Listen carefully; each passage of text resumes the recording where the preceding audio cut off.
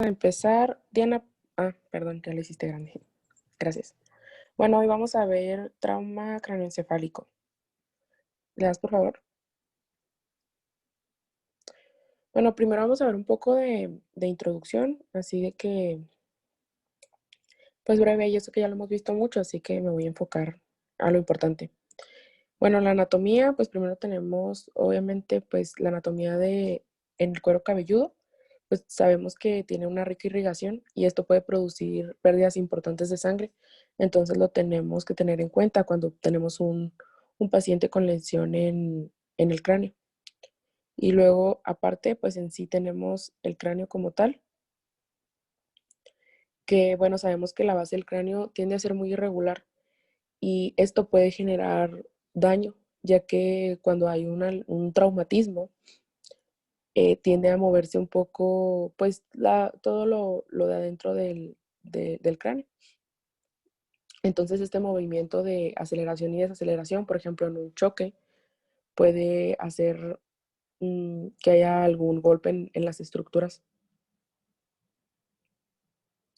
Ok, y bueno, eso es de cráneo. Ahora vamos a hablar un poco del encéfalo. El encéfalo en sí,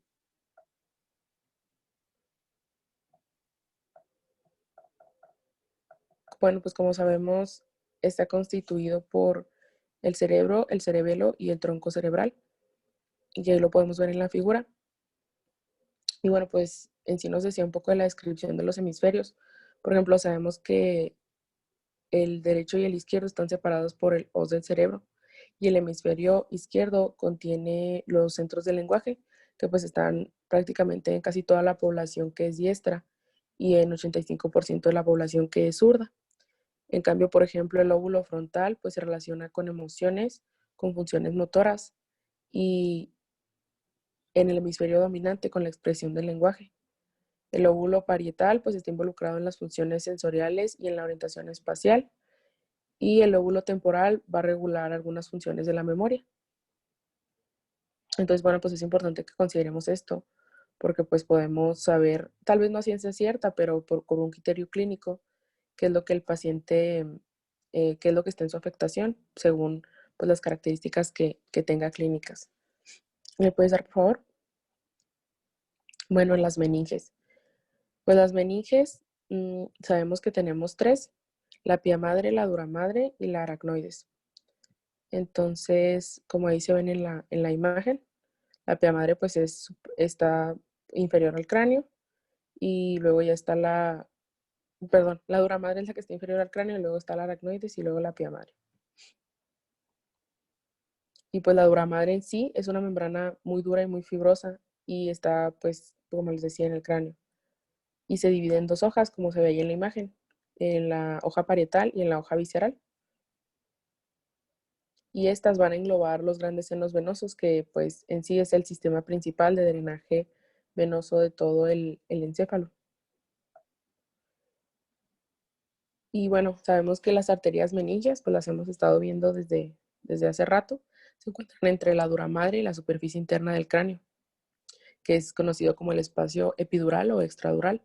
Entonces hay pues las fracturas o laceraciones que puedan estar en esta área, pues pueden producir hematomas epidurales o extradurales. Y el vaso meningio, hay que recordar que más se lesiona, pues es la arteria meningia media. Debajo de la dura madre, pues como les mencioné, está la aracnoides, que pues es una capa mucho más delgada y transparente.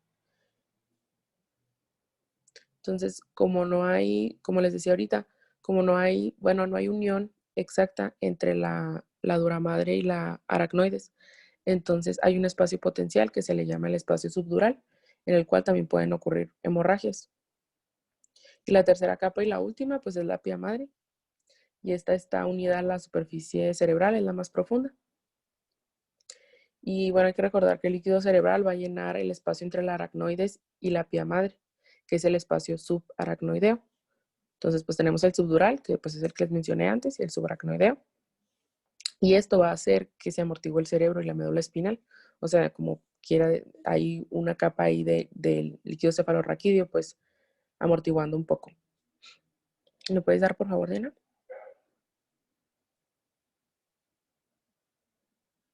Bueno, y el sistema ventricular. No nos decía mucho detalle en sí del sistema, solo nos hacía como mención de lo importante. Pues debemos recordar que obviamente todo el sistema, tanto los ventrículos como los conductos, en ellos circula líquido cefalorraquídeo, perdón. Y el líquido cefalorraquídeo pues se produce también en estos ventrículos y se absorbe en la superficie del cerebro. Entonces, la presencia de sangre en el espacio eh, subaracnoideo, por ejemplo, puede disminuir la reabsorción del líquido cefalorraquídeo y esto puede ocasionar un aumento en la presión intracraneal. Y bueno, también aquí nos mencionaba los problemas de los defectos de masa, como por ejemplo hematomas o edema o lesiones que pueden producir efectos de masa y pueden causar pues ya sea que haya un desplazamiento o una desaparición de los ventrículos. Y bueno, pues eso es usualmente lo que podemos ver en un ataque de cráneo cuando ocurre una lesión de este estilo. ¿Me puedes dar, por favor, Diana? Y bueno, en esta parte nos mencionaba un poco de los compartimientos intracraneales. Como hemos visto, pues el tentorio cerebeloso, o también lo que se conoce como la tienda del cerebelo, divide el encéfalo en el compartimiento supratentorial y en el infratentorial. Entonces, pues es importante tener esto en cuenta. Y el nervio oculomotor, por ejemplo, este va a pasar por el borde del tentorio y puede ser comprimido contra la dura madre si hay una herniación del lóbulo temporal.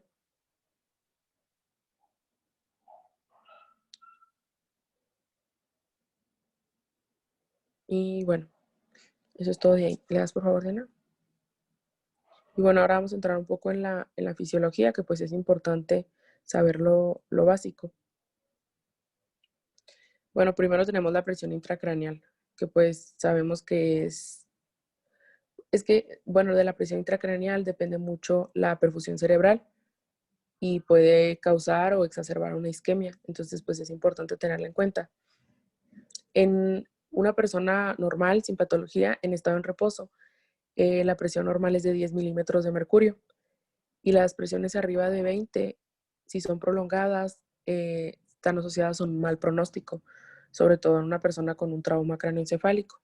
Y nos explicaba perdón, de la doctrina de Monroe Kelly, que esta pues es básicamente el concepto es que el volumen total del contenido intracraneal debe permanecer constante. O sea, esto quiere decir que pues como sabemos tenemos sangre venosa, o sea, bueno, tenemos sangre y tenemos líquido cefalorraquídeo. Entonces, todo esto es como, funciona como una regulación. Entonces, debe mantener ese cierto equilibrio. Pero si la sangre o el líquido cefalorraquídeo em, son desplazados, por ejemplo, o sea, hay una lesión que tenga un efecto de masa, un coágulo sanguíneo o cualquier otro tipo de cosas, se supone que el cerebro va a intentar regular este cambio, ¿no? Y va a hacer que la presión intracraneal permanezca normal, pero puede haber patologías en las que se rebase este mecanismo de equilibrio que tiene el cerebro.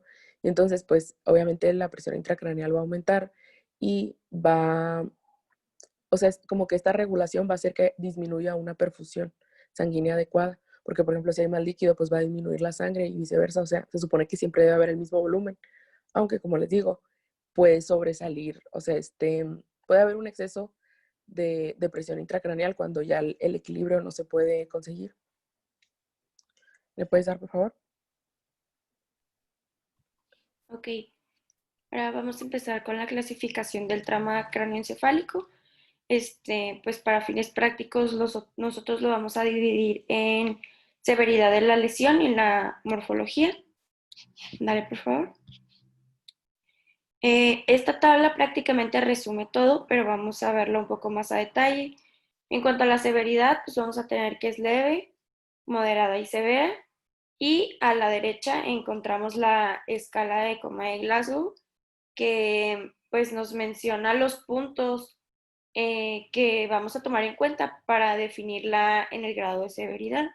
Y la morfología pues se puede dividir en dos, que a su vez también se van a dividir. La fractura de cráneo, que puede ser de bóveda o de base del cráneo, y la lesión intracraneal, que puede ser focal o difusa. Las vamos a ver más a detalle. Dale, Diana. Bueno, la escala de coma de Glasgow se utiliza como una medida clínica objetiva de lesión cerebral y una escala de Glasgow con puntaje de 8 o de menos se ha convertido ya en la definición generalmente aceptada como la lesión cerebral. Aquí los pacientes con trauma cerebral y con una escala de Glasgow de 9 a 12 se van a clasificar como moderados y los que tengan puntaje de 13 a 15 van a ser clasificados como leves. Hay que tomar en cuenta que al evaluar esta escala, pues debemos ver si hay asimetría. Bueno, dale. Tenemos que ver si hay asimetría derecha o izquierda, también si hay asimetría superior o inferior, y es importante usar la mejor respuesta motora al calcular esta puntuación, porque pues nos va a dar un pronóstico más confiable de la evolución. Sin embargo, pues debemos de registrar la respuesta real en ambos lados del cuerpo, también de la cara y de las piernas. Y pues aquí a la izquierda tenemos la escala de coma de Glasgow, que pues ya la hemos visto anteriormente, pero pues vale la pena recordarla. Vamos a tener el área de evaluación que van a ser como tal tres, que es la apertura ocular, la respuesta verbal y la respuesta motora. Y pues a cada una le vamos a dar un puntaje. Y así es como vamos pues a calcular los puntos y ver si es leve, moderada o severa. ¿Dale? En cuanto a la morfología, pues puede incluir la fractura de cráneo o las lesiones intracraneales. Y las lesiones intracraneales a su vez se dividen en contusiones, en hematomas, en lesiones difusas y el edema resultante de estas lesiones, que bueno, como tal es edema o hiperemia. ¿Dale? Vamos a encontrar que se puede presentar en la bóveda craneal o en la base del cráneo. Y los tipos que podemos encontrar en las fracturas de cráneo son lineales, estrelladas, abiertas o cerradas. Y las fracturas de la base del cráneo requieren, para poder ser identificadas, una tomografía de cráneo con la técnica de ventana ósea. Dale, por favor. Bueno, ¿qué signos podemos observar? Pues podemos ver la equimosis periorbitaria, que es conocida como los ojos de mapache. También la equimosis retroauricular, que es el signo de Battle. Bueno, no sé si se pronuncia así, pero bueno. También la salida de líquido cefalorraquídeo por la nariz, que nosotros lo vamos a llamar rinorraquia. La salida de líquido cefalorraquídeo por los oídos, que es la otorraquia. Y también la disfunción de los pares craneales 7 y 8, que nos van a ocasionar una parálisis facial y la pérdida de audición. Y pueden presentarse inmediatamente o varios días después de la lesión. Y la presencia pues de estos signos nos hace sospechar pues en este tipo de lesiones y nos ayuda a identificar las fracturas de la base del cráneo. Dale, Diana. Entonces vamos a tener fracturas de la base del cráneo y vamos a tener fracturas de cráneo expuestas o complicadas. En cuanto a las fracturas de la base del cráneo, cuando estas atraviesan los canales carotídeos, pues pueden lesionar la arteria carótida y puede ocasionar que sea disección, pseudoaneurismas o trombosis. Y aquí debemos de considerar una arteriografía cerebral, que pues es la angioTAC o la angiografía digital. Y en las que son complicadas o expuestas, pueden producir una comunicación directa entre la laceración del cuero cabelludo y la superficie cerebral, y esto pues va a ser debido a que frecuentemente se perfora la dura madre. Y aquí la importancia de la fractura del cráneo no la debemos de subestimar porque pues se necesita una fuerza muy fuerte para poder fracturarlo. Entonces pues no cualquier tipo de traumatismo nos puede generar esta fractura. Entonces, cuando tengamos un paciente que nos llega en ese estado, pues hay que considerar que pues, fue un golpe fuerte. Y la fractura lineal de la bóveda craneana en un paciente consciente aumenta la probabilidad de un hematoma intracraneal 400 veces. ¿Dale? Dale. En cuanto a las lesiones intracraneales, pues como ya lo mencioné, vamos a tener las focales y las difusas. Muy frecuentemente estas dos formas de lesión pues pueden coexistir, ¿dale? Tenemos a las lesiones cerebrales difusas, que estas van a comprender desde las concusiones moderadas, donde el ataque va a ser normal en la mayoría de las ocasiones, hasta las lesiones isquémicas hipóxicas severas, ¿dale? En una concusión, el paciente tiene un déficit transitorio neurológico no focal que a menudo va a incluir la pérdida de la conciencia. Y en cuanto a las lesiones difusas graves, generalmente se deben a hipoxia, también a lesiones, que bueno, es la lesión isquémica del cerebro debido a shock o apnea, que van a ser pues por un periodo prolongado y que se van a presentar inmediatamente después del trauma. En estos casos, pues la tomografía puede verse al principio como normal, o también podemos ver que el cerebro puede verse difusamente edematoso con pérdida de diferenciación normal entre la sustancia blanca y gris. Y bueno, en otro escenario también tenemos los impactos de alta velocidad o las lesiones por desaceleración, ¿vale?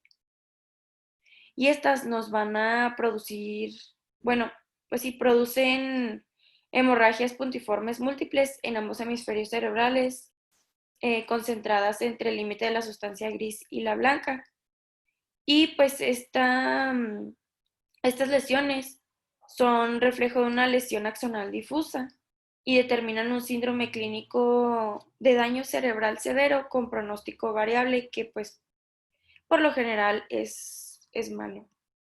¿Dale? Y bueno, tenemos... Dale otra, por favor. Tenemos a las lesiones cerebrales focales, que pues como ya lo mencioné, se dividen en varias, ¿no? Y las vamos a ir viendo poco a poco. Las lesiones focales como tal van a incluir los hematomas epidurales, los subdurales, las contusiones y los hematomas intracraneales, pero comenzando con el hematoma epidural, pues son relativamente frecuentes. Infrecuentes, perdón, se van a presentar en aproximadamente el 0.5% de todos los pacientes con trauma cerebral y en el 9% de los traumas craneoencefálicos que están en estado comatoso. Aquí típicamente, pues estos hematomas van a separar la dura madre de la tabla interna del cráneo y tienen una forma biconvexa o lenticular. Y pues se localizan con más frecuencia en la región temporal o la temporoparietal. Y pues estos van a ser el resultado de una ruptura de la arteria meningia media causada por una fractura. Estos coágulos van a ser generalmente pues de origen arterial, pero también se puede deber a una ruptura del seno venoso mayor o al sangrado de una fractura como tal del cráneo. Y en estos hematomas epidurales, la característica es la presencia de un intervalo lúcido entre el momento de la lesión y el compromiso neurológico. Entonces, pues eso hay que tomarlo mucho en cuenta. Dale, por favor. En cuanto al hematoma subdural, pues estos ocurren cerca del 30% de los traumas craneoencefálicos, por lo que pues van a tener una incidencia mayor que el hematoma epidural. Y estos van a ser consecuencia del desgarro de pequeños vasos superficiales de la corteza cerebral. Estos hematomas subdurales parecen adaptarse más al contorno del cerebro. Y aquí el daño cerebral subyacente, pues es el hematoma subdural que va a ser mucho más severo que el que se asocia a un hematoma epidural, o sea, tomándolo como diferencia. Y esto pues va a ser debido a la lesión parenquimatosa concomitante. ¿Dale? También tenemos a las contusiones bilaterales con hemorragia, que, bueno, las contusiones cerebrales son relativamente comunes. Se van a presentar cerca del 20 y del 30% de los casos de las lesiones cerebrales severas. Y pues la gran mayoría de las contusiones van a ocurrir en los lóbulos frontal y temporal, aunque pues también pueden ocurrir en cualquier parte del cerebro. Las contusiones pueden evolucionar en un periodo de horas o días hasta transformarse en un hematoma intracerebral o pueden confluir en una gran masa que requiere una evaluación quirúrgica inmediata. Esto va a suceder en aproximadamente el 20% de los pacientes que presentan una contusión en la TAC de cráneo inicial. Y pues por esta razón, en los pacientes con diagnóstico de contusión se debe repetir la TAC dentro de 24 horas después del ataque inicial, pues para evaluar los cambios. ¿Vale? También tenemos a la hemorragia intraparenquimatosa. Bueno, más bien esto que les puse a la derecha es lo que encontramos en la imagen de la izquierda, que es la hemorragia intraparenquimatosa derecha con desviación de la línea media asociada a una hemorragia ventricular. Y más que nada les puse la imagen, o sea, bueno, en naranja el título de la imagen que se encuentra al lado izquierdo para que podamos identificarlo con mayor facilidad. ¿Vale? Vamos a empezar ahora sí con el manejo de trauma craneoencefálico leve, que bueno, este va a ser en la escala de coma de Glasgow con una puntuación del 13 al 15. ¿Vale? Bueno, la lesión cerebral traumática leve se define a través de los antecedentes de haber padecido desorientación, amnesia o pérdida transitoria de la conciencia en un paciente que está consciente y hablando. Esto se correlaciona con una puntuación de 13 a 15, como ya lo mencioné. Y el antecedente de la pérdida breve de la conciencia puede ser difícil de confirmar y pues frecuentemente el cuadro va a ser confuso va a ser confundido por una intoxicación con alcohol o con otros tóxicos. Sin embargo, pues hay las alteraciones del estado mental, pues nunca se pueden atribuir a factores que pueden causar una confusión hasta haber sido excluida primero y definitivamente la lesión cerebral. También, pues la mayoría de los pacientes con trauma craneoencefálico leve, pues se recuperan sin incidentes y solamente cerca del 3% de estos pacientes se deterioran inesperadamente. Y estos pacientes, pues lo que va a pasar es que van a evolucionar hacia una disfunción neurológica grave, a menos que el deterioro en estado mental se diagnostique de una forma temprana. ¿Vale? Bueno, pues aquí tenemos como tal el algoritmo que vamos a utilizar. Como ya lo mencioné, el paciente está despierto y puede estar orientado y la puntuación es de 13 a 15. En cuanto a la historia, pues el paciente nos va a referir el nombre, la edad, nosotros pues podemos ver el sexo, preguntamos la raza, la ocupación.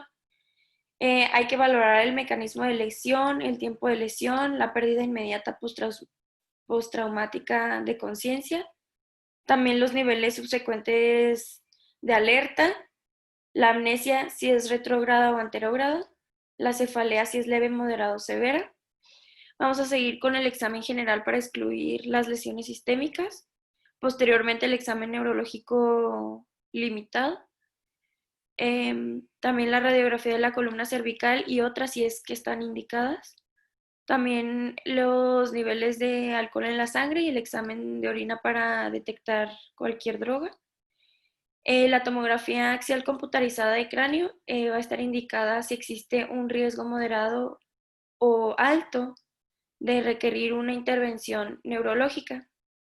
Y pues aquí vamos a valorar si damos de alta al paciente, que va a ser cuando el paciente no presenta ningún criterio de admisión. También explicar la necesidad de regresar si presenta algún problema y le vamos a entregar al paciente una hoja de advertencia y también programar una consulta posterior. Y en caso de admitirlo en el hospital, pues va a ser cuando no hay una tomografía disponible, cuando la TAC sale anormal, si hay heridas penetrantes en el cráneo, si hay antecedente de pérdida de la conciencia, si hay deterioro del nivel de conciencia, si hay una cefalea moderada o severa, si hay una intoxicación significativa por alcohol o drogas, también si hay fractura del cráneo, si hay fuga de líquido cefalorraquídeo, si hay otras lesiones asociadas importantes. También si el paciente no tiene acompañante confiable en el hogar, si la escala sale anormal y pues defectos neurológicos focales. Hay que determinar la duración de ambos periodos de amnesia. Como ya lo mencioné, la retrógrada, que es la que se presenta antes, o la que se presenta después, que es la anterógrada. Y pues es muy importante también que el examen sea seriado. La TAC, pues es el estudio preferido, ¿no? Y se debe de hacer la TAC en todos los pacientes que tengamos una sospecha de lesión cerebral, como ya lo mencioné, pues cuando haya una fractura importante, en este caso pues la fractura expuesta de cráneo o cualquier signo de fractura de la base de cráneo, o más de 2 episodios de vómito y en mayores de 65 años de edad. Dale, Diana. Bueno, eh, bueno, sí, pues esto es lo que ya se los mencioné también.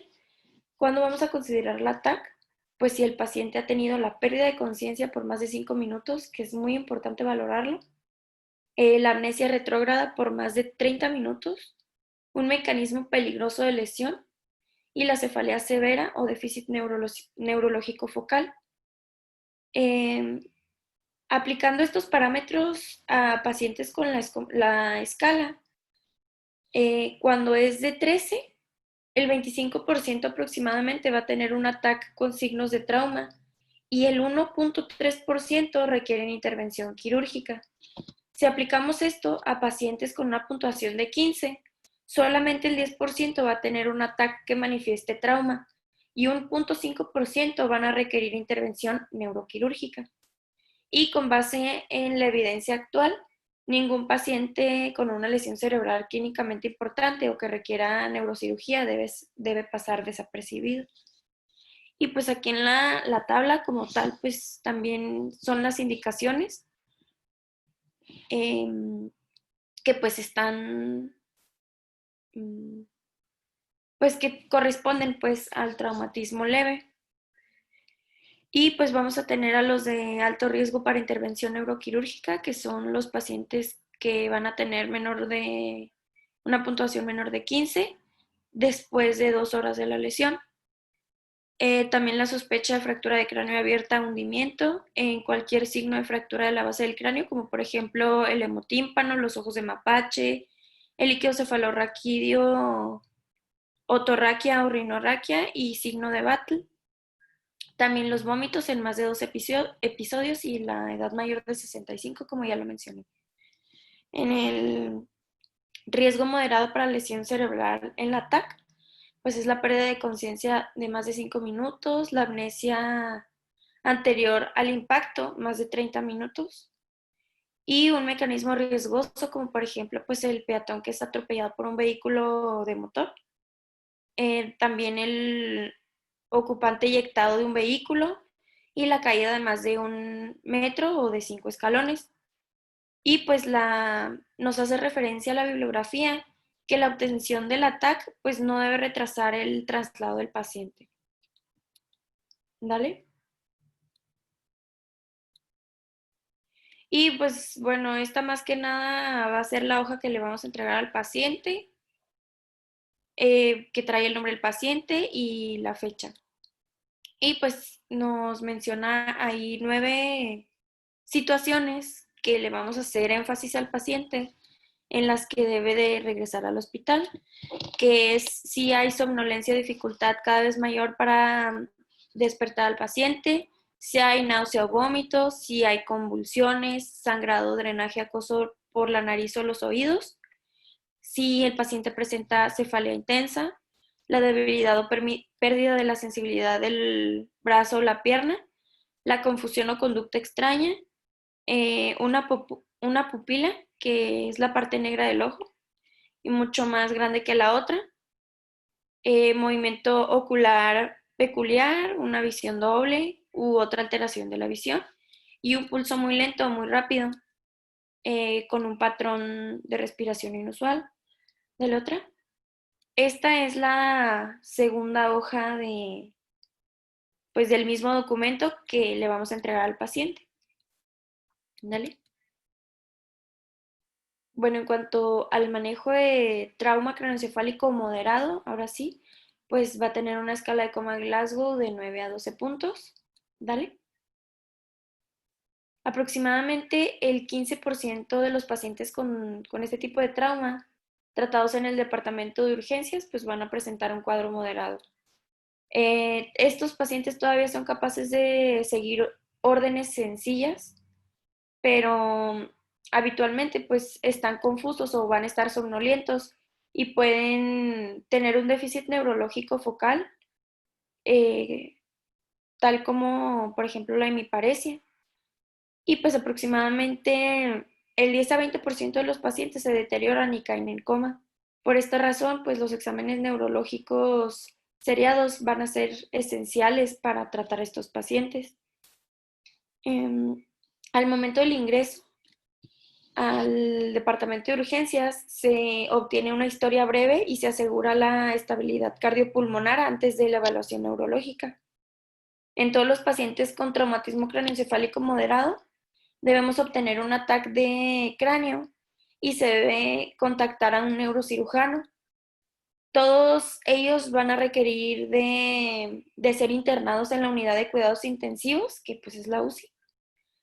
Esto con la finalidad pues de observarlos o en una unidad similar que tenga capacidad de vigilancia estrecha por enfermería y de valoraciones neurológicas frecuentes por lo menos durante las primeras 12 y 24 horas.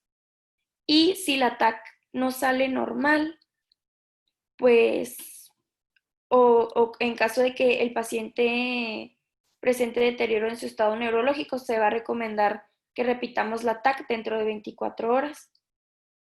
Vamos a dar de alta al paciente si mejora, que es en el 90% de los casos, y pues le vamos a dar seguimiento por consulta externa. Y si el paciente se deteriora, pues lo vamos a dejar internado, que esto ocurre en el 10%. Y esto sí, el paciente deja de responder a las órdenes simples y como ya lo mencioné, pues hay que repetir la TAC y vamos a iniciar manejo según el protocolo de lesión cerebral. Y nos mencionaba, dale, un cuadrito ahí en la bibliografía que son los peligros latentes. No sé si alguno de mis compañeros me pueda ayudar a leer, por favor, ese cuadrito.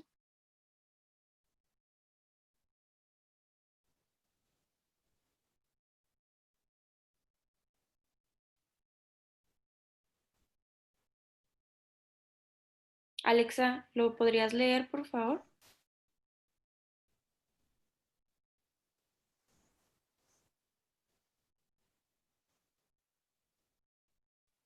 Bueno, ok. Este, en cuanto a los peligros latentes, pues bueno, los pacientes con lesiones cerebrales moderadas pueden tener un rápido deterioro con hipoventilación o una súbita pérdida de la capacidad de proteger su vía aérea debido a la disminución de su estado mental. Los analgésicos narcóticos deben ser usados con cautela. Evite la hipercapnia con un monitoreo permanente del estado respiratorio y controlando la habilidad del paciente para mantener la vía aérea permeable. Bajo estas circunstancias puede ser necesaria la intubación de urgencia. Esto lo mencionaba en caso de que pues, el paciente se complicara. Dale, por favor. Bueno, ya seguimos con lo que es el manejo del trauma craneoencefálico severo, que pues, va a tener una puntuación en la escala de Glasgow de 3 a 8. Entonces, vamos a tener que el paciente en estos casos pues no es capaz de seguir las órdenes simples por el trastorno de la conciencia y que el 10% de los pacientes con lesiones encefálicas pues van a presentar un cuadro severo. Y aquí se resume pues cómo va a ser la evaluación y manejo del paciente con un traumatismo craneoencefálico severo, que vamos a ir viendo poco a poco también. Y pues importante que es iniciar con el ABCDE y, y que también es importante que nos remarca mucho que no se debe retrasar el traslado del paciente para obtener pues una tomografía. Entonces, en la revisión primaria y la reanimación, pues lo más importante y lo primero es lograr la estabilización cardiopulmonar. Espérenme que me estorba el cuadrito. Ok. Entonces, en un trauma encefálico, pues va a ser afectado pues de manera adversa, dañina por los daños secundarios. Y que cuando un paciente llega a presentar hipotensión, su tasa de mortalidad se duplica. Y esto suele ocurrir mucho al momento que ingresa el paciente. Y la mortalidad puede llegar a presentar una mortalidad de 75% cuando el paciente, además de que tiene una hipertensión, también llega a presentar una hipoxia, por lo cual, por todas estas porcentajes y tasas de mortalidad, es que lo primordial pues es la estabilización cardiopulmonar.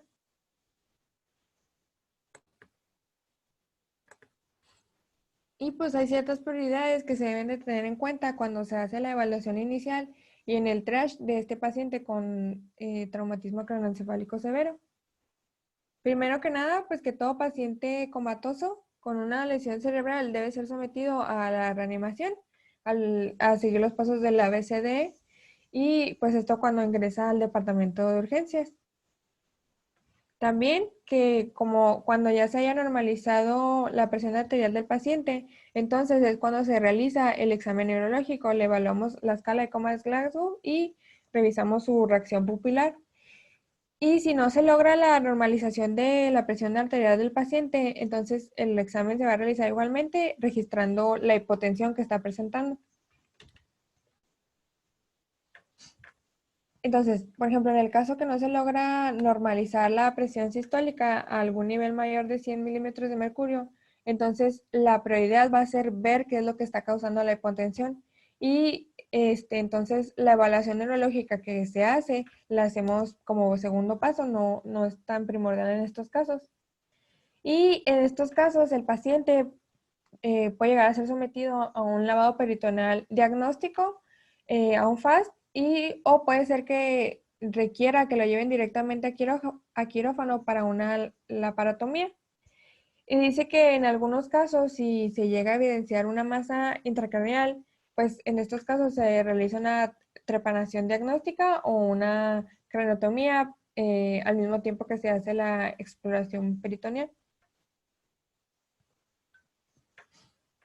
Y en el otro caso, cuando la presión sistólica del paciente sí llega a ser mayor de 100 milímetros de mercurio luego de que se le hizo la reanimación, hay que revisar si el paciente tiene evidencia de una posible masa intracraneal, que es cuando llega a presentar una anisocoria y pues cuando llega a presentar una respuesta motora asimétrica.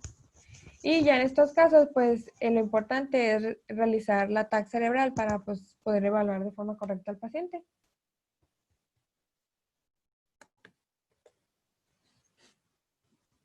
Y nos menciona los casos límite cuando la presión sistólica sí se corrige por un momento, pero tiende a bajar lentamente después.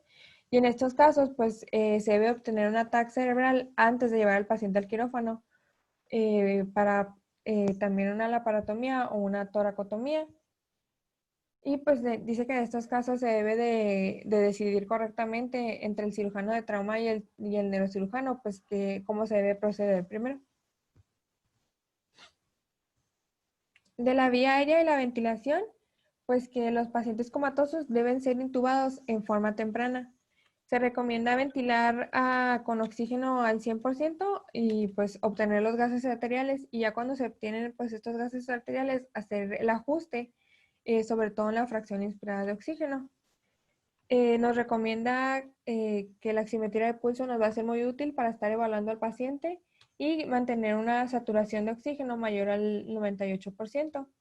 Y de los parámetros de ventilación, que se debe mantener una presión del dióxido de carbono de 35 milímetros de mercurio aproximadamente. Y pues que se debe tener cuidado con la hiperventilación en los pacientes con el traumatismo craneoencefálico severo, y revisar pues si llega a ocurrir un deterioro neurológico agudo.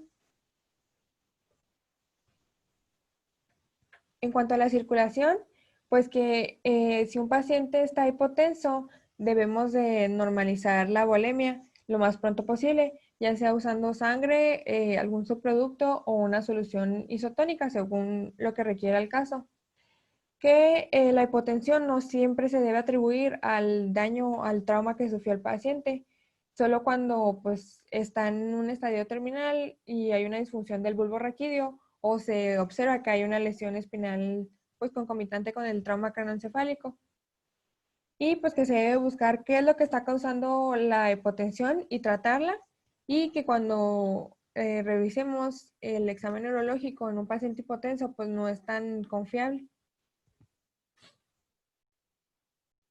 Del examen neurológico, pues que se debe hacer, como vimos, cuando ya el paciente está en un estado cardiopulmonar controlado, y pues que este examen debe ser de forma rápida y dirigida.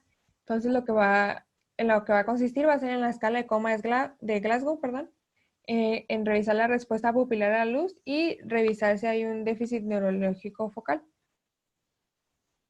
Que también cuando realicemos nuestro examen neurológico debemos reconocer o ver si hay alguna situación que confunda la evaluación, como es por ejemplo el caso de si el paciente está drogado, si llega a tener, si hubo consumo de alcohol, si hay algún tipo de otra intoxicación o si tuvo alguna otra lesión.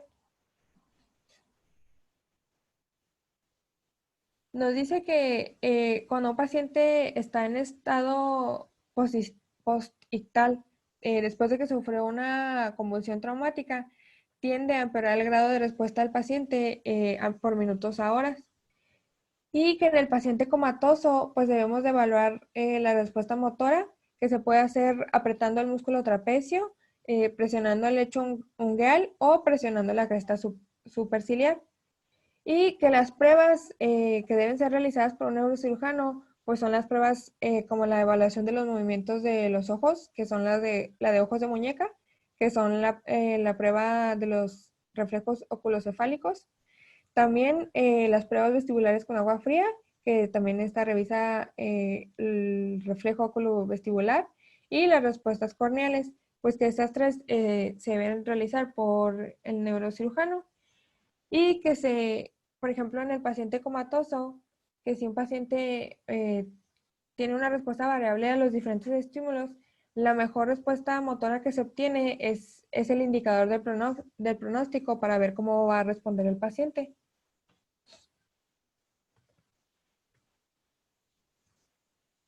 Cuando obtenemos la puntuación de la escala de coma de Glasgow y el examen pupilar, se deben de obtener y realizarse antes de sedar o de relajar al paciente. Que en el paciente no se deben usar relajantes de larga duración o de sedación cuando se está haciendo la revisión primaria.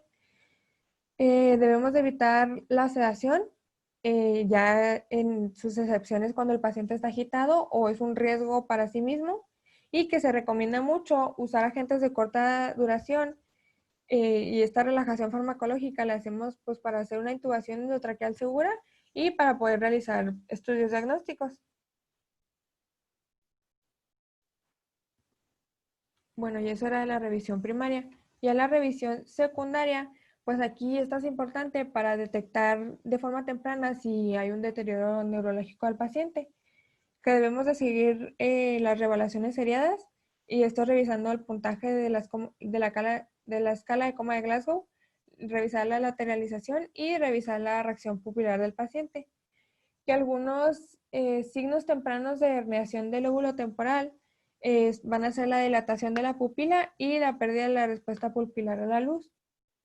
Entonces, que también tener en cuenta que cuando el paciente tiene un trauma directo en el ojo, pues es una probable causa de que tenga una reacción pupilar pues diferente.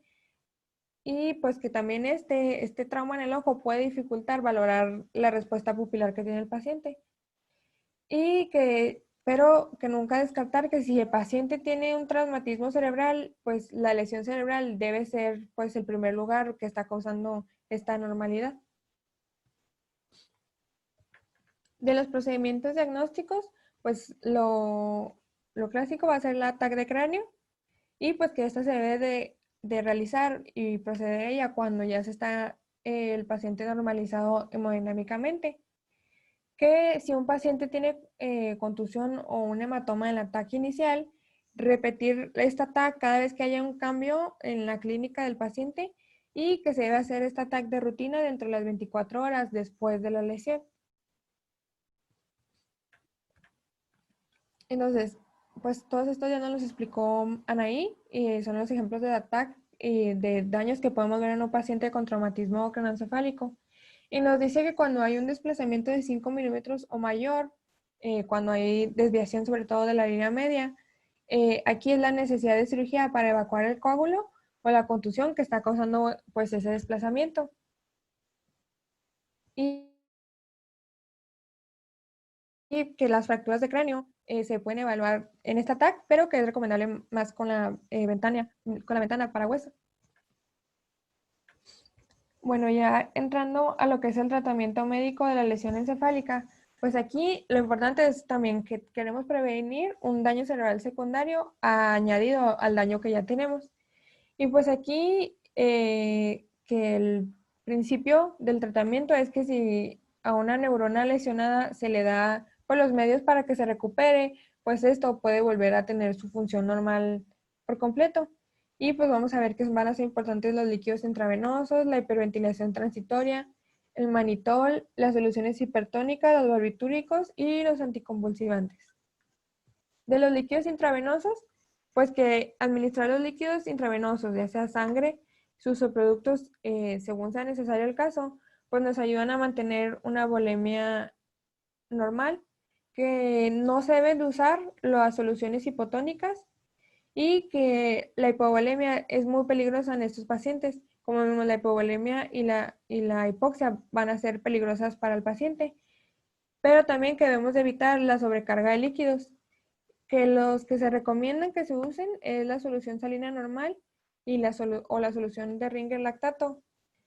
Y también que se debe considerar en el uso de líquidos que las soluciones glucosadas pueden causar una hiperglucemia, que esta hiperglucemia pues, puede ser dañina para el cerebro que ya está lesionado. Deben también evaluarse los niveles séricos de sodio en el paciente, sobre todo cuando vamos a administrar líquidos, y que la hiponatremia está muy asociada al edema cerebral y debe ser pues, prevenida. De la hiperventilación, también que debemos mantener la normocapnia y que si se llega a realizar la hiperventilación debe ser moderada y por un periodo muy breve, que debemos mantener el límite inferior para mantener esa presión de dióxido de carbono es de 35 milímetros de mercurio, pero el rango va de 35 hasta 45 milímetros de mercurio. Entonces, pues que esta hiperventilación actúa porque va reduciendo la presión de dióxido de carbono y esto debemos de tener cuidado porque va a causar una constricción de lo que es los vasos sanguíneos cerebrales y que una hiperventilación muy agresiva y prolongada puede dar isquemia severa por la misma vasoconstricción que genera y esto va a reducir la perfusión cerebral. Entonces, por lo mismo es que debe ser moderada y por un periodo pues breve. Y también que la hipercapnia, cuando ya se llega a tener una presión de dióxido de carbono mayor a 45 milímetros de mercurio, nos puede causar lo contrario, o sea, nos puede causar una vasodilatación y un aumento, en este caso, de lo que es la presión intracraneal. Y pues que se pueden llegar a requerir esos breves periodos de hiperventilación, pero aquí con el rango del dióxido de carbono en 25 a 30 milímetros de mercurio, para alguna situación de deterioro neurológico agudo, mientras están realizando otros tratamientos. El manitol, pues que esto nos va a ayudar para reducir la presión intracraneal elevada, pero que hay que tener en cuenta que este es un potente diurético osmótico. Por lo tanto, el manitol no se debe administrar en pacientes que están hipotensos, porque no va a reducir en sí la presión intracraneal en estos pacientes hipovolémicos. Y pues como diurético puede exacerbar esa hipotensión y puede también empeorar lo que es la isquemia cerebral, que normalmente se usa en una preparación que es la solución al 20%, y pues porque es 20 gramos de manitol por cada 100 mililitros de solución, y está indicado en deterioro neurológico agudo. Y pues que cuando el paciente tiene deterioro neurológico agudo es porque vimos un desarrollo de una pupila dilatada, si es que el paciente llega a presentar hemiparesia o una pérdida de conciencia cuando estamos evaluando al paciente, pero está normovolémico. Y que en estos casos de ya de deterioro neurológico agudo se administra un bolo de manitol que va a ser 1 gramo por kilogramo en un lapso de 5 minutos, y ya después trasladar al paciente para realizarle un ATAC o directamente a quirófano.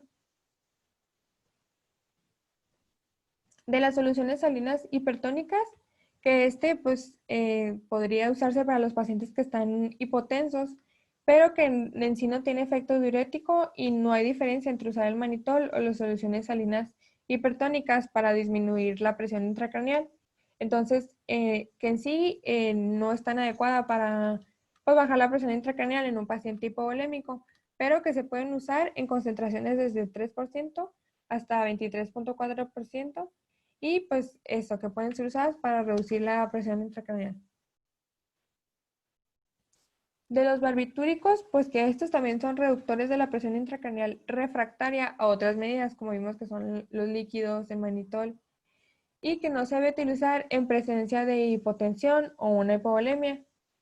Y también considerar pues que estos barbitúricos pueden producir una hipotensión, por lo mismo no están indicados en la fase cuando se está haciendo la reanimación aguda.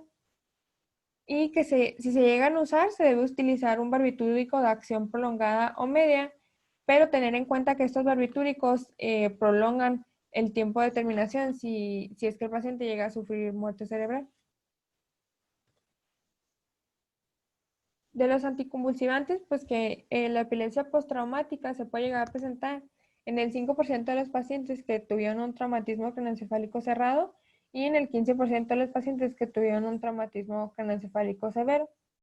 Que hay 3 factores que están muy asociados a esa elevada incidencia de que se presente una epilepsia tardía, como son las convulsiones que se producen en la primera semana, si el paciente llegó a sufrir un hematoma intracraneal o si tuvo una fractura de cráneo deprimida. Que las convulsiones pueden ser controladas con los anticonvulsivantes, pero en sí que si se usa de forma temprana los anticonvulsivantes, pues no hay un cambio en el resultado de que se presente alguna convulsión traumática tardía. También considerar pues que los anticonvulsivantes pueden inhibir lo que es la recuperación cerebral, entonces que se deben usar cuando realmente son necesarios. Y pues que nos dice que se llega a usar lo que se utiliza, es la fenitoína o la fosfenitoína, que son agentes que se van a usar en fase aguda, y que en los adultos la dosis de carga va a ser 1 gramo vía intravenosa, pero no más de 50 miligramos por minuto cuando lo apliquemos, y que la dosis de mantenimiento va a ser de 100 miligramos, y que otro agente que se puede utilizar es el diazepam o el lorazepam para el manejo de la crisis convulsiva. Y que si llega el paciente a presentar convulsiones continuas, entonces en este caso se puede llegar a requerir una anestesia general, pero que las convulsiones que se presenten pues se deben de controlar de forma rápida, porque las convulsiones cuando son prolongadas, si llegan a durar más de 30 a 60 minutos, pues pueden causar una lesión cerebral secundaria, que es lo que queremos evitar. Y ya para el manejo quirúrgico nos habla de qué se debe realizar o qué procedimientos hacer si el paciente llega a presentar una herida de cuero cabelludo, una fractura de cráneo deprimida, una lesión intracraneal con efecto de masa o una lesión penetrante del cráneo. En las heridas de cuero cabelludo, pues que es muy importante limpiar las heridas antes de suturar, que porque una limpieza pues deficiente o un desbridamiento de la herida tiende a causar una infección. También que los niños es muy importante revisar la pérdida de sangre en esas lesiones del cuero cabelludo porque pues tienen más impacto. Que también cuando estamos limpiando y antes de suturar debemos de revisar si tiene fractura o tiene algún cuerpo extraño en su herida del cuero cabelludo. Y que podemos controlar la hemorragia con aplicación de presión directa, cauterizándola o ligando grandes vasos. Y que si llegamos a ver presencia de líquido cefalorraquídeo, eh, nos puede indicar que hay un desgarro asociado en la dura madre. Y pues que algún caso de que detectemos de fractura expuesta o alguna fractura deprimida, debemos de consultar con el neurocirujano. Para las fracturas de cráneo deprimida, pues que esta va a requerir cirugía si es que el grado de presión de la fractura supera el espesor del cráneo.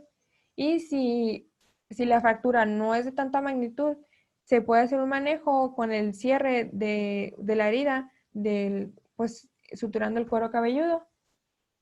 Y pues que el ataque de cráneo, en estos casos de una fractura deprimida, nos va a ser muy útil para determinar pues qué magnitud y qué espesor tiene esta fractura. Y pues que también nos va a ayudar para descartar si es que el paciente tiene un hematoma o una contusión intracraneal. De las lesiones intracraneales con efecto de masa, pues que estas lesiones deben ser tratadas y pues que son evacuadas por un neurocirujano. Y que en estos casos, pues sí es muy necesario trasladar al paciente a un área donde pues pueda tener el manejo correcto. Que la craniotomía de urgencia se puede realizar, pero que es una opción en casos muy excepcionales, sobre todo cuando hay un hematoma intracraneal que se está expandiendo y pone en peligro la vida del paciente, pero es en casos cuando este hematoma no da tiempo para poder trasladar al paciente a un hospital que sí cuente con un neurocirujano.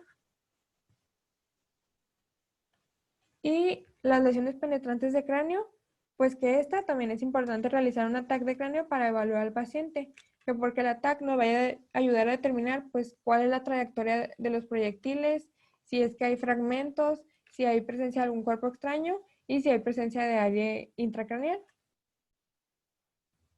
También que nos puede ayudar la angiotac o la angiografía convencional, que esta sobre todo se realiza cuando hay una sospecha de una lesión vascular. Y también nos ayuda a ver cuando la lesión tiene un trayecto que pasa a través o cerca de la base del cráneo o cerca de un seno venoso dural mayor. Y la resonancia magnética que esta nos puede ayudar y es importante para evaluar pues esa lesión penetrante, ya sea con un objeto de madera o un objeto no metálico.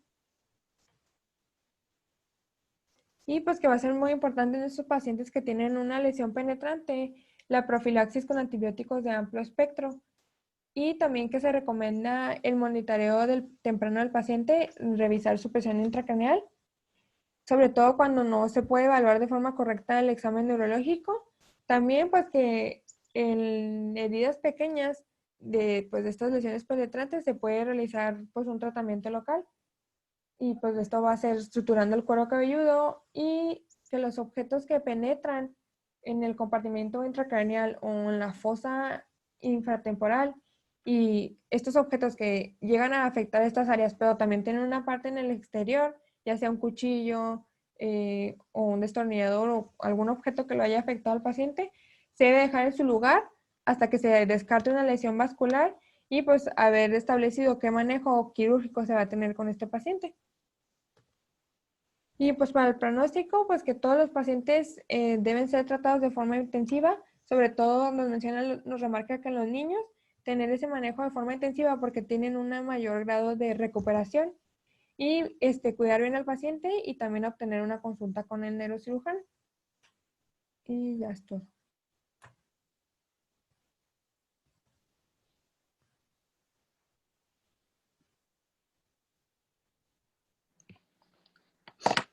¿Alguna pregunta? ¿Algún comentario? Muy bien, muy completo la representación. Bueno, ya el objetivo principal de lo que es el cuidado del trauma craneoencefálico ahorita en estos tiempos es el cuidado de la lesión secundaria, como se mencionó. Entonces, lo que tenemos que cuidar más es en un dado momento el flujo sanguíneo cerebral, que es dependiente totalmente de la presión arterial media, y en un dado momento de la presión intracerebral, vaya, de la presión de perfusión, de la presión arterial media, de la presión intracerebral que se está ejerciendo. Pero todo esto, pues el flujo sanguíneo cerebral depende totalmente del gasto cardíaco, y un gasto cardíaco con un choque, pues vamos a tener serios problemas. Se supone que del gasto cardíaco normal, un individuo requiere o toma del 15 al 25% de lo que es la totalidad, para poder mantener un flujo sanguíneo cerebral más o menos de 40 a 50 mililitros por cada 100 gramos de cerebro. Aquí es muy importante entender que algunos factores para precisamente encaminándonos a evitar la lesión secundaria son dependientes totales de oxígeno. Y en este caso el cerebro es chiple, es dependiente total de oxígeno. Como es dependiente total de oxígeno, tenemos que asegurarle siempre su aporte correcto. Sin embargo, nuestro cerebro pues va a tener la autorregulación, que es un mecanismo propio que nos permite que exista un flujo adecuado independientemente de lo que esté pasando en el organismo. Pero si mi paciente está chocado, entonces voy a tener que establecer un ABCD prioritario para poder tener paciente. Muchos de los pacientes que tenemos ahorita se lesionan porque descuidamos la parte más básica, que es cómo llegó el paciente. Llega el paciente a la sala de urgencias, como decían ahorita, trae trauma de cráneo, trae trauma de tórax, trae trauma de abdomen, pero ustedes lo ven a lo mejor en un momento muy, muy bien de abdomen, y de cráneo se ve la lesión aparatosa con una herida abierta, no sé, una fractura incluso expuesta. Y desatiendes un poco el choque y te vas sobre el cráneo. Y te vas por la lesión que está evidente, no por la otra lesión. Entonces, tu paciente permanece chocado. Mientras permanezca chocado, tu cerebro sigue sufriendo. ¿Por qué me interesa esto? Porque lo que es el consumo de oxígeno cerebral es dependiente total de oxígeno puro, o sea, no le importa de dónde llegue, él necesita oxígeno. Igual, dependiente total de glucosa, o sea, de energéticos. No tiene procesos de transformación, no hace biotransformación en ningún momento. Entonces, tenemos que asegurarle el aporte de azúcar y el aporte de oxígeno. ¿De qué depende esto? De que si mi paciente estuviera chocado y tuviera una hemoglobina baja, pues iba a tener un tremendo problema porque está anémico y aparte va a estar hipoxémico. Entonces tiene sufrimiento. ¿Qué vamos a cuidar mucho entonces? Temperatura, aporte de oxígeno, cantidad de glóbulos rojos. Entonces, esos tres puntos, si se ponen a relacionarlos con un paciente en choque, pues van a ser fundamentales para que el cerebro funcione. Por lo tanto, cuando el paciente llegue, la idea es mantenerlo con presiones de perfusión altas.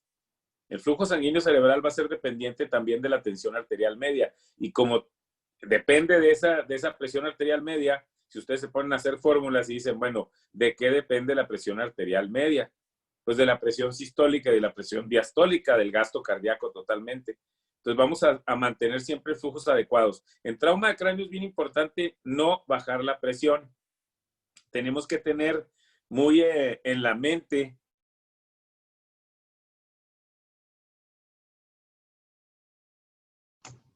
Doctor, se trabó.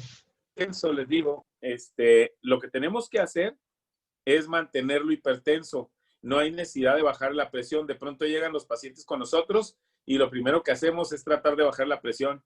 Es que trae 190, 100, déjalo así. La presión de perfusión se va a mantener porque la presión arterial media va a estar en buen nivel. Por lo tanto, si tú tienes una buena presión de perfusión, pues tienes un flujo sanguíneo cerebral bueno.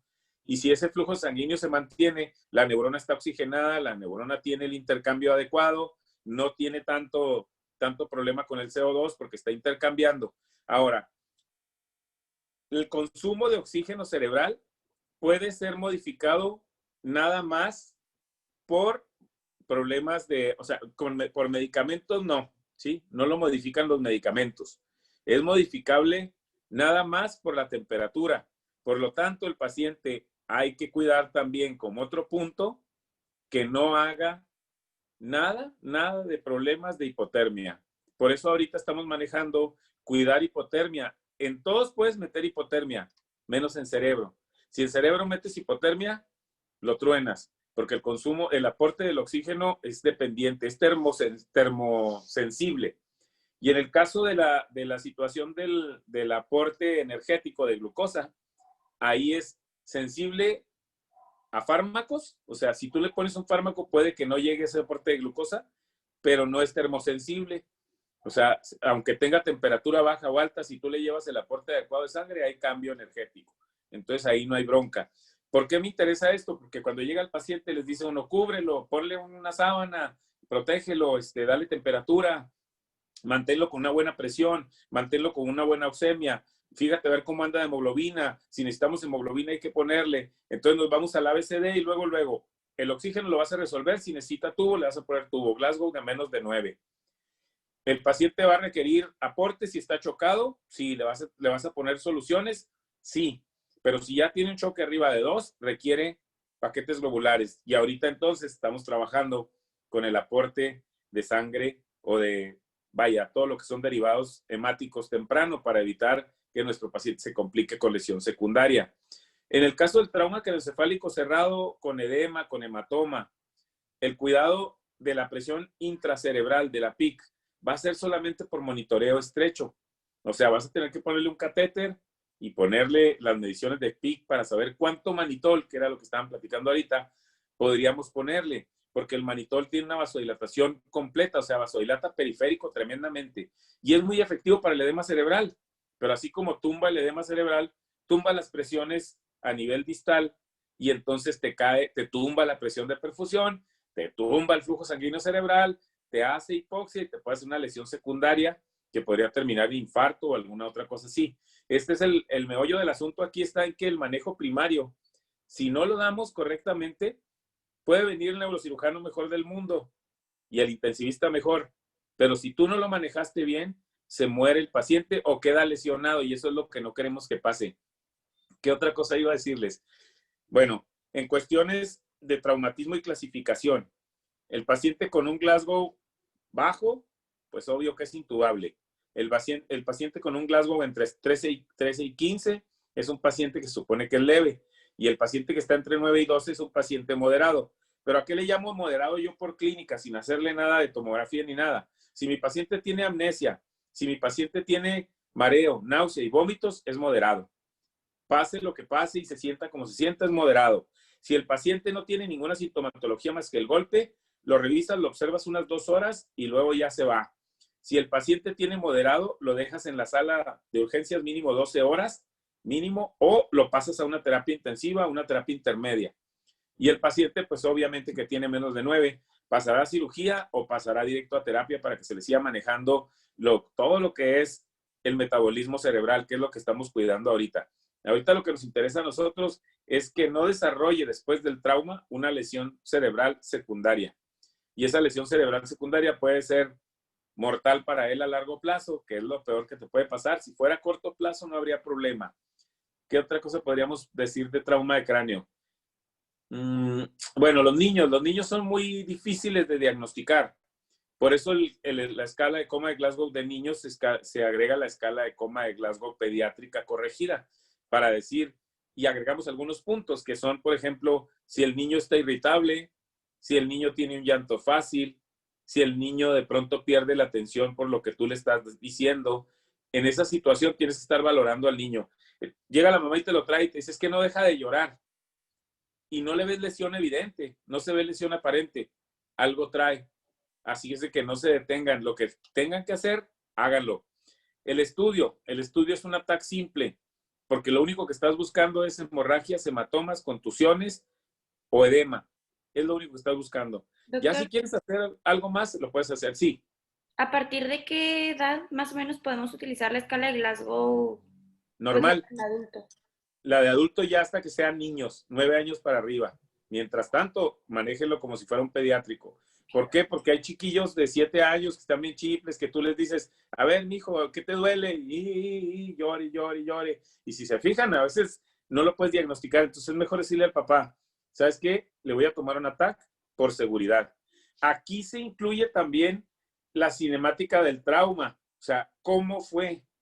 iba en una bicicleta, y, se cayó de un carro, se cayó de las escaleras. Nos pasa mucho aquí en haciendas, nos pasa mucho que las casas son de 2 pisos, en la mayoría que son de 2 pisos. Los niños se meten por entre los barandales y nos han tocado niños que se han caído del 2º piso, ¿verdad? Y caen de cabezota. Y ahorita ustedes saben, la mayoría de las casas tienen loseta. Y la loseta, pues, no la puedes quebrar a veces ni con un martillo, menos con la cabeza de un niño, ¿verdad? Entonces, te los traen y parece que no tiene nada. Entonces, sí les pido mucha precaución con los niños, clasifíquenlo, valórenlo. Obviamente que la aplicamos más en niños menores de 2 años, que son los que no hablan, pero aplíquenla hasta las 9, ahí síganlo vigilando, por qué llora, por qué se irrita. A veces los niños son demasiado mimados y yo lo veo mucho. No te contestan. Les preguntas y no te contestan. ¿Te duele algo? No. Entonces lo exploras y el niño sigue indiferente, llora, irritable. Aplíquenle la escala a otra. Ni modo, o sea, modificada porque el niño no contesta. Usted le pone una anotación ahí. Yo sé que ya es un niño mayor, o sea, es un niño de 2 a 9, ya se podría considerar que es un niño, vaya, es un niño grande. Y ese niño va a tener problemas, pero a lo mejor no te contesta. Entonces, de 2 para abajo es así de cajón.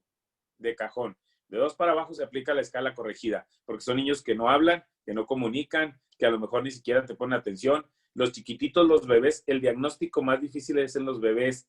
Tienes que preguntarle a la mamá qué pasó. Muchas mamás te dicen, no sé qué pasó, y a lo mejor se les cayó de los brazos, o a lo mejor el papá lo golpeó, que sucede muy a menudo, o lo estrujaron.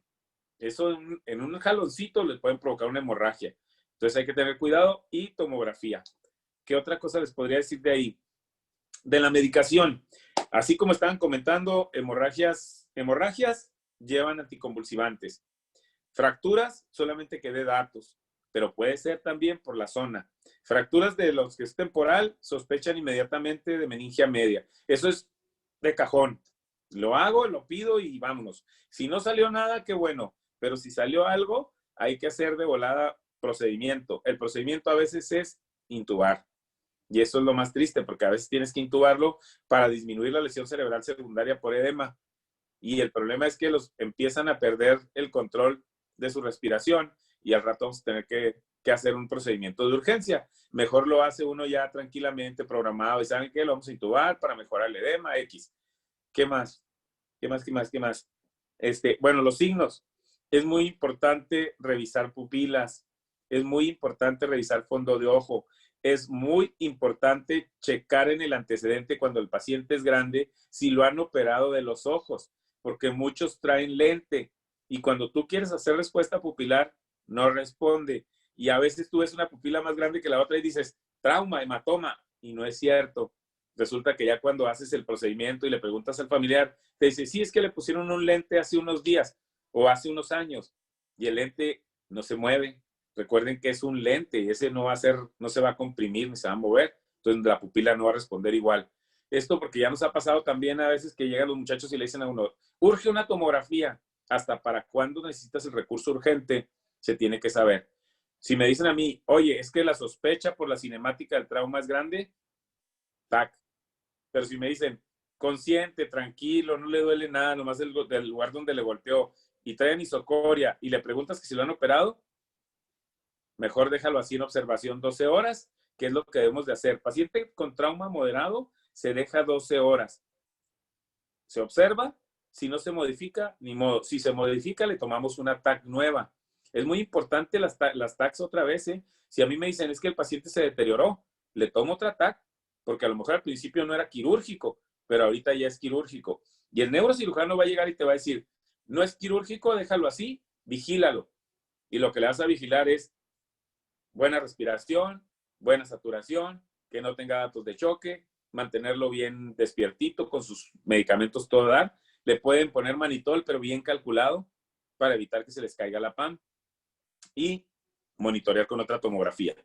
Entonces, las escalas de coma de Glasgow son bien fáciles y sencillas, pero lo que tenemos que hacer más bien es investigar clínicamente si el paciente tiene algo más y cómo fue el accidente. Siempre pregunten cómo fue el accidente. Y recuerden, paciente con trauma de cráneo tiene trauma de cuello. hasta no demostrar lo contrario. Y una vez que le demuestren que no tiene trauma de cuello, pues perfecto. Lo pueden mantener con la pura inmovilización, no pasa nada, mientras no les dé datos de cuello, en lo que ustedes resuelven cráneo. ¿Qué más? Yo creo que nada más. A Doctor, ver, díganme. ¿los niños tienen menor o mejor pronóstico que un adulto?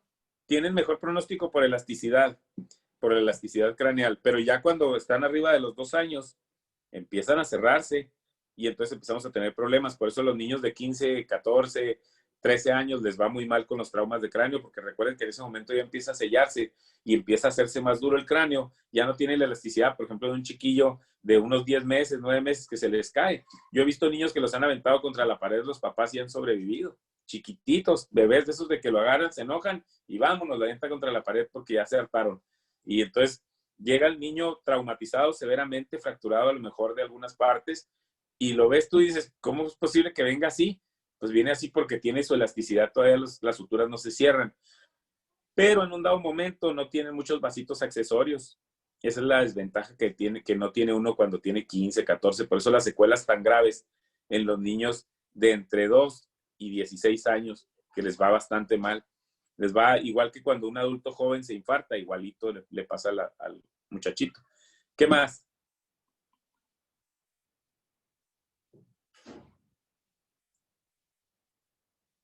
Yo creo que con eso, ¿verdad?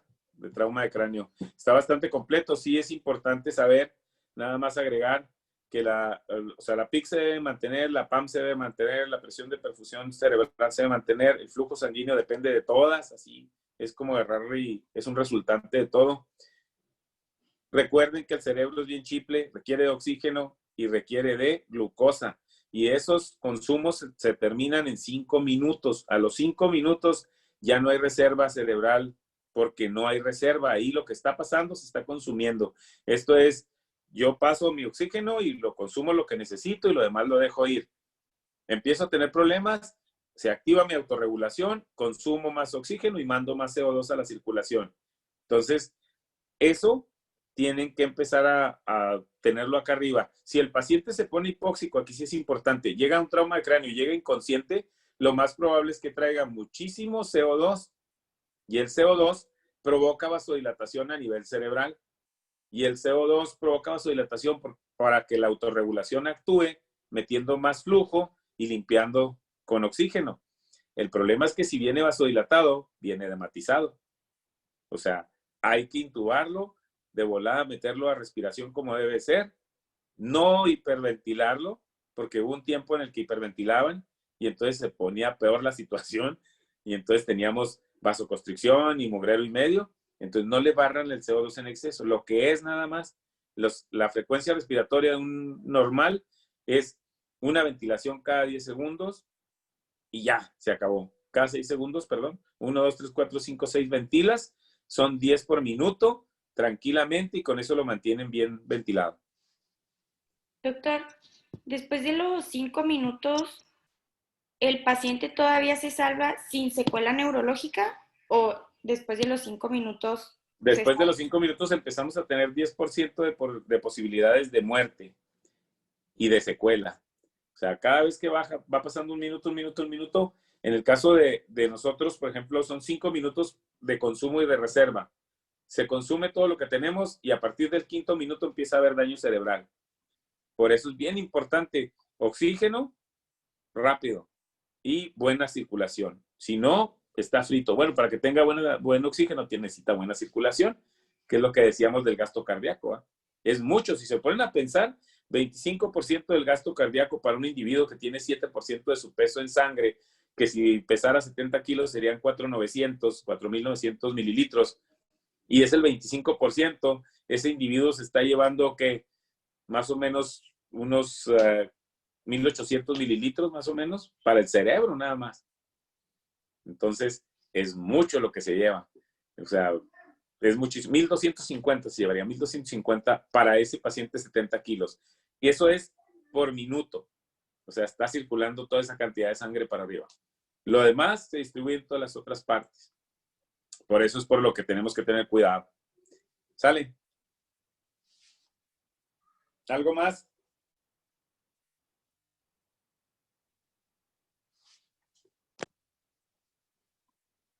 ¿Algo más, Marco? No, doctor, yo creo. ¿Quiere que veamos otro tema? No, si quieren con ese está bien, estuvo bastante bueno. Ok. La Doctor, nada siguiente vemos más. dos. Ajá. Ok. Le iba a comentar, ¿tiene acceso a la plataforma? Ah, no, no me he metido a la plataforma. Es que nos dijeron que mínimo, por ejemplo, estoy tomando los videos o hay que Ajá. subir